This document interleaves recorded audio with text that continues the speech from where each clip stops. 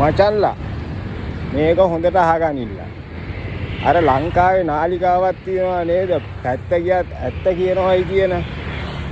අර රටම එළිය කරන හිරු. උන් දැන් කියනවා නේද? දිට්ඨා සුලි කුණාටුවට මාසෙයිලු.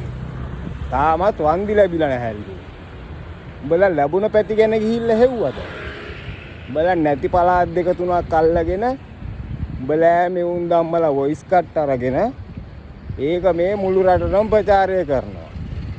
උඹලා මේ පළාත් කීයකට දීලා තියනවද කියලා ගිහින් හෙව්වද? ඒවා මුකුත් හෙව්වේ නෑ නේද? දුන්නේ නැති එකෙක් අල්ලගෙන උඹලා මේ උන් ධම්මලා වොයිස් කට් අරගෙන බොරු දේවල් සමාජගත කරන්න හදනවා. ඕවගේ තුප්පැහි වැඩ කරන්න එපා යකෝ. තොපේ නාලිකාව නම් තහනම් කරන එකම තමයි හොඳ. බලයන් ඇති වැඩක් නෑනේ බං. බලා රජයට සහයෝගයක් දෙන්නෙත් නෑ. රටේ මිනිස්සුන්ට සහයෝගයක් දෙන්නෙත් නෑ. බලා මඩිය තර කරගන්න බොරු ප්‍රවෘත්ති හදලා සමාජගත කරනවා. මොකද්ද බං ඔය කාලකන්ණි වැඩේ? ඒවත් බලන අපේ මීහරක්ට ගහන්න ඕනේ ඔක්කොටම කලින්.